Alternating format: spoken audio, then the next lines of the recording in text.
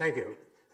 Water is quite beautiful to look at, and I guess you probably all know that you're 2/3 water, but you do, don't you? Right. But you may not know that because the water molecule is so small, that 2/3 translates into 99% of your molecules. Think of it, 99% of your molecules are water. So do those, your shoes are carrying around a blob of water, essentially. Now, so the question is, in your cell, do those water molecules actually do something? Are these molecules essentially jobless, or do they do something that might be really, really interesting? And for that matter, are we even really sure that water is H2O? We read about that in the textbook, but is it possible that some water is actually not H2O? So these are questions that whose answers are actually not as simple as you think they might be. In fact, we're really in the dark about water. We know so little. And why do we know so little? Well, you probably think that water is so pervasive and it's such a simple molecule that everything ought to be known about water, right? I mean, you'd think it's all there. Well, scientists think the same. Many scientists think, oh, water is so simple that everything must be known. And in fact, that's not at all the case. So let me show you, to start with, a few examples of things about water that we ought to know, but we really haven't a clue. So here's something that you see every day. You see a cloud in the sky, and you haven't asked the question, how does the water get there? Why? I mean, there's only one cloud sitting there, and the water is evaporating everywhere. Why does it go to this cloud, forming what you see there? So another question, could you imagine droplets floating on water?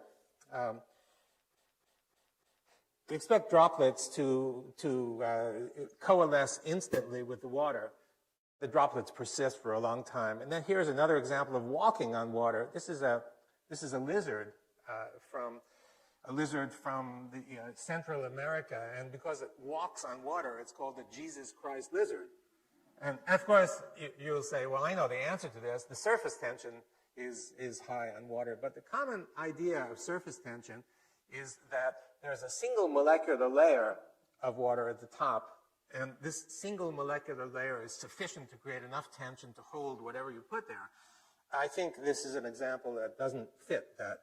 And here's another example, 2 beakers of water. You put 2 electrodes in, and you put a high voltage between them, and then what happens is a bridge forms, and this bridge is made of water, a bridge of water, and this bridge can be sustained as you move one beaker away from the other beaker as much as 4 centimeters, sustained essentially indefinitely. How come we don't understand this? So what I mean is that there are lots of things about water that we should understand, but we don't understand. And so we really don't know. So, okay, so what do we know about water? Well, you've learned that the water molecule contains an oxygen and 2 hydrogens. That you learn in the textbook. So we know that. And we also know there are many water molecules, and these water molecules are actually moving around microscopically. So we know that. What don't we know about water? Well, we don't know anything about the social behavior of water. What do I mean by social? Well, you know, sitting at the bar and chatting with your neighbor. We don't know how water molecules actually share information or interact. And also, we don't know about the actual movements of water molecules, how water molecules interact with one another, and also how water molecules interact with other molecules like that purple one sitting there. Unknown. Also, the phases of water. Now, we've all learned that there's a solid phase, a liquid phase, and a vapor phase. However, 100 years ago, there was some idea that there might be a 4th phase somewhere in between a solid and a liquid. Sir William Hardy, a famous physical chemist, 100 years ago exactly, professed that there was actually a 4th phase of water, and this water was kind of more ordered than other kinds of water, and in fact had a gel-like consistency. So the question arose to us, you know, all of this was forgotten because because people began, as methods improved, to begin to study molecules instead of ensembles of molecules. And people forgot about the collectivity of water molecules and began looking, the same as in biology, began looking at individual molecules and lost sight of the collection. So we thought, we're going to look at this because we had some idea that it's possible that this missing link, this fourth phase, might actually be the missing link so that we can understand the phenomena regarding water that we don't understand. So we started by looking somewhere between a solid and liquid. And the first experiments that we did that get us going is we took a gel, that's the solid, and we put it next to water. And we added some particles to the water because we had the sense that something, the particles would show us something. And sure enough, you can see that what happened is that the particles began moving away from the interface between the gel and the water, and they just kept moving and moving and moving, and they wound up stopping at a distance that's, well, roughly the size of one of your hairs. Now that may seem small, but by molecular dimensions, that's practically infinite. It's a huge dimension. So we began studying the properties of this zone, and we called it, for obvious reasons, the exclusion zone, because practically everything you'd put there would get excluded, would get expelled from the zone as it built up, or instead of exclusion zone, EZ for short. And so we found that the kinds of materials that would create or nucleate this kind of zone, not just gels, but we found that practically every water-loving or so-called hydrophilic surface could do exactly that, creating the EZ water. And as the EZ water builds, it would expel all the solutes or particles, whatever, into the bulk water.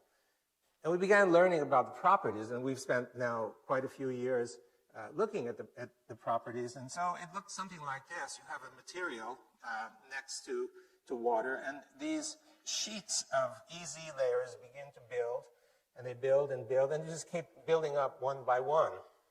And so if you look at the structure of each one of these planes, you can see that it's a honeycomb, hexagonal kind of structure, a bit like ice, but not ice. And if you look at it carefully, you can see the molecular structure. So, of course, it consists of hydrogen and oxygen because it's built from water. But actually, they're not water molecules. If you start counting the number of hydrogens and the number of oxygens, it turns out that it's not H2O. It's actually H3O2. So it is possible that there's water that's not H2O, some phase of water. So we began looking, of course, more into these extremely interesting properties. And what we found is we stuck electrodes into the EZ water because we thought there might be some electrical potential. And it turned out that there's lots of negative charge in that zone. And we used some dyes to seek positive charge, and we found that in the bulk water zone, there was an equal amount of positivity. So what's going on, it looked like, is that next to these interfaces, the water molecule was somehow splitting up into a negative part and the positive part. And the negative part sat right next to the water-loving material, and the positive charges went out beyond that. We found, actually, it's the same. You didn't need a straight interface. You could also have a sphere. So you put a sphere in the water, and any sphere that's suspended in the water develops one of these exclusion zones, EZs around it, with the negative charge. And beyond that is all the positive charge separation. It didn't have to be only a material sphere. In fact, you could put a droplet in there, a water droplet, or in fact, even a bubble. You get the same result. Surrounding each one of these entities is a negative charge and the separated positive charge. So here's a question for you. If you take two of these negatively charged entities and you drop them in a beaker of water near each other, what happens to the distance between them? Now, I bet that 95% of you would say, well, that's easy. I learned in physics, negative and negative repel each other. So therefore, they're going to go apart from one another, right? Is that what you'd guess? Well, the actual result, if you think about it, is that it's not only the positive charge, negative charge, but you also have positive charge. And the positive charge is especially concentrated in between those two spheres because they come from contributions from both of those spheres. So there are a lot of them there. When you have positive in between two negatives, what happens is that you get an attractive force. And so you expect these two spheres to actually come together despite the fact that they have the same charge. And that's exactly what happens. It's been known for many years. They come together, and if you have many of them instead of just two of them, you'll get something that looks like this. They'll come together, and this is called a colloid crystal. It's a stable structure. In fact, the yogurt that you might have had this morning probably consists of what you see right here. So they come together because of the opposite charge. The same thing is true if you have droplets. They come together because of the opposing charges.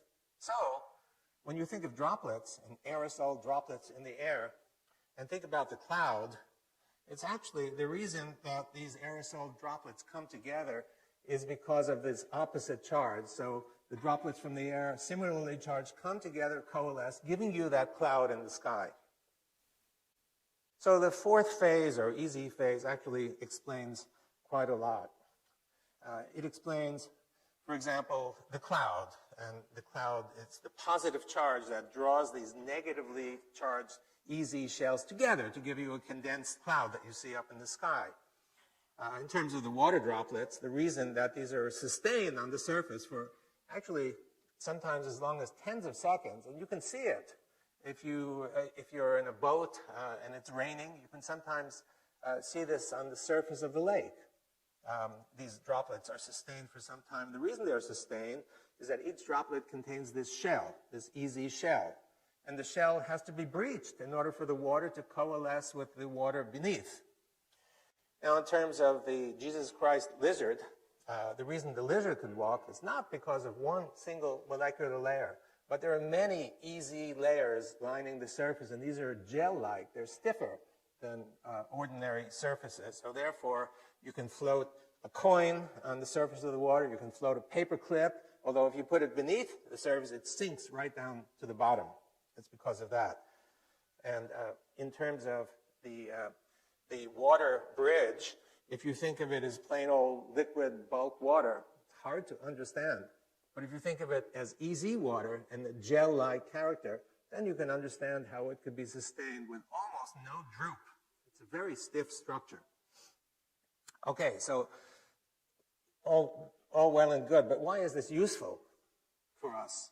What can we do with it? Well, we can get energy from water. In fact, the energy that we can get from water is free energy. It's literally free.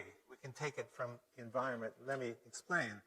So you have a situation in the diagram with negative charge and positive charge. And when you have two opposing charges next to each other, it's like a battery. So really we have essentially a battery made of water, a battery made of water. And of course you can extract charge from it. And so that is the, now, batteries run down, like your cell phone needs to be plugged in every day or two. And so the question is, well, what charges this water battery? It took us a while to figure that out, what recharges the battery. And one day, we're doing an experiment, and a student in the lab walks by, and he has this lamp. And he takes the lamp, and he shines it on the specimen. And where the light was shining, we found that the exclusion zone grew. It grew by leaps and bounds. So we thought, aha, it looks like light. And we did many experiments to show that the energy for building this comes from light.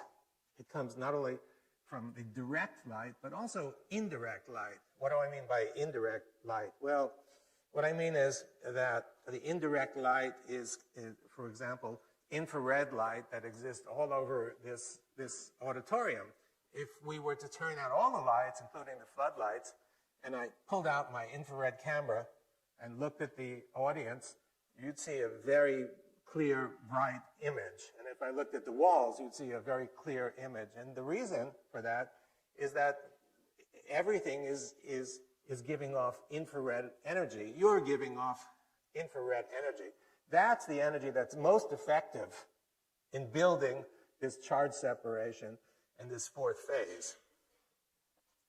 So in other words, you have the material, you have the easy water, and you collect energy from outside. And as you collect the energy from outside, the exclusion zone builds. And if you take away that extra energy, it'll go back to its normal size.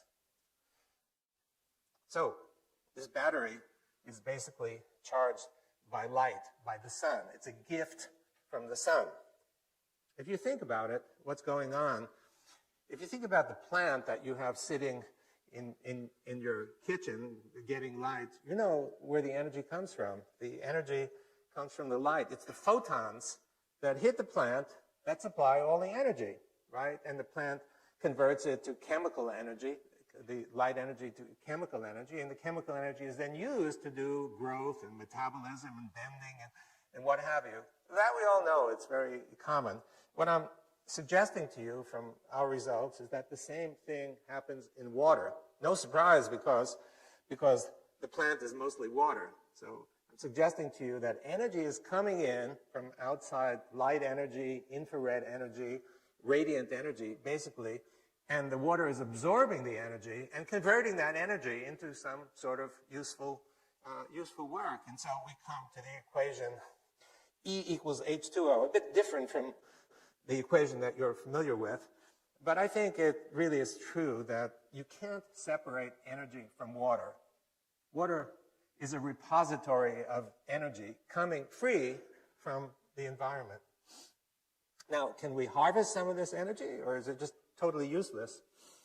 Well, we can do that because you have a negative zone and a positive zone, and if you put two electrodes in, you can get energy, right? Just like a battery. And we've done that, and we were able to, for example, a very simple optical display can be run from the energy that you can get from here. And obviously, we need to build it up into something bigger and more major in order to get the energy. This is free energy, and it comes from water. Another opportunity we've been developing is getting clear, free drinking water. So if you have a hydrophilic material, and you put contaminated water next to it with junk that you want to get rid of. So what happens, as I've shown you, is that this stuff gets excluded from beyond the exclusion zone, and the remaining EZ doesn't have any contaminants. So you can put bacteria there, and the bacteria would go out. And because the exclusion zone is big, it's easy to extract the water and harvest it. And we've done that, and we're working on trying to make it practical. Well, one of the things we noticed is that it looks as though salt is also excluded. So we're now thinking about extending this to putting in ocean water, and you put the ocean water in, and if the salt is excluded, then you simply take the EZ water, which should be free of salt, and you can get drinking water then out of this.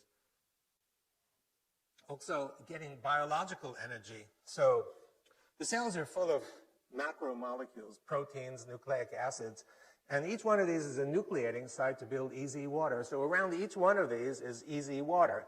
Now, the EZ water is negatively charged, and the region beyond is positively charged, so you have charge separation, and these separated charges are free, available to drive reactions inside your cells. So what it means really is it's a kind of photosynthesis that your cells are doing. The light is being absorbed, converted into charge separation, just the same that happens in photosynthesis, and these charges are used by you. One example of this is obtaining energy on a larger scale. I mean, the energy is coming in all the time from all over. And it's absorbed by you actually quite deeply. If you take a flashlight and you shine the flashlight through the palm, you can actually see it through here. So it penetrates quite deeply. And you have many blood vessels all around you, especially capillaries near the periphery. And it's possible that some of this energy that's coming in is used to help drive the blood flow. And let me explain that in a moment. So what you see here is the microcirculation. It's a piece of muscle, and you can see a few capillaries winding their way through. And in these capillaries are the red blood cells that you can see. A typical red blood cell looks like on the upper right, it's big, but when they actually flow, they bend. The reason they bend is that the vessel is too small. So the vessel is sometimes even half the size of the red blood cells. They've got to squinch and go through. Now, it requires quite a bit of energy to do that. And the question is, does your heart really supply all the energy that's necessary for driving this event?